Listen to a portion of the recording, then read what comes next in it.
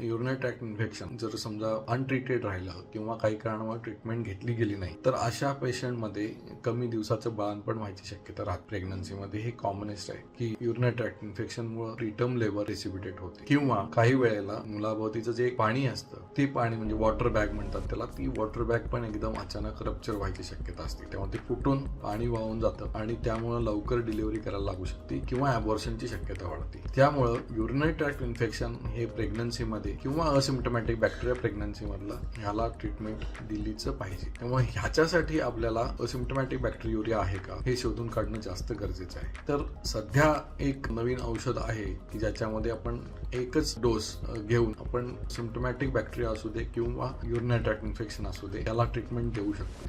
Treatment द्यायचा मार्ग हा सोपा आहे, पण जर समजा स्वतःच्या मनाने काही औषधं खाल्ली, ट्रीटमेंट घेतली किंवा अर्धवट ट्रीटमेंट घेतली की मला बरं वाटायला लागलंय, आता 2-3 दिवसच औषध घेतलंय पण डॉक्टरांनी आपल्याला 7 दिवसाचा किंवा 5 दिवसाचा कोर्स दिलाय पण मला आता बरं वाटतंय, मला कशाला घ्यायला पाहिजे असं म्हणून जर आपण ट्रीटमेंट अर्धवट सोडली तर हे युरिनरी ट्रॅक्ट इन्फेक्शनचे जंतू जे आहेत ह्यांना औषधाचा रेजिस्टन्स निर्माण होतो आणि तो रेजिस्टन्स निर्माण झाल्यामुळं किंवा पुढं ज्या वेळेला समजा तुम्हाला एखादी परत एकदा युरिनरी ट्रॅक्ट इन्फेक्शन होईल त्यावेळेला साध्या औषधांना हे जंतू दाद देत नाही आणि त्यामुळं त्याला इंजेक्शननीच ट्रीटमेंट करावी लागू शकते. आणि जर रेजिस्टंट जंतू जर शरीरामध्ये असतील तर त्याचे दुष्परिणाम हे जास्त प्रमाणात होऊ शकतात. डायबिटीस असलेल्या पेशंटमध्ये काही वेळेला सेप्टिसिमिया नावाचा गंभीर विकार होऊ शकतो आणि ज्याच्यामुळे किडनी फेल्युअर पर्यंत पण पेशंटची परिस्थिती जाऊ शकते. सो कम्प्लीट ट्रीटमेंट घेणं आणि युरिनरी ट्रॅक्ट इन्फेक्शन शरीरातनं पूर्ण गेलंय का नाही हे बघणं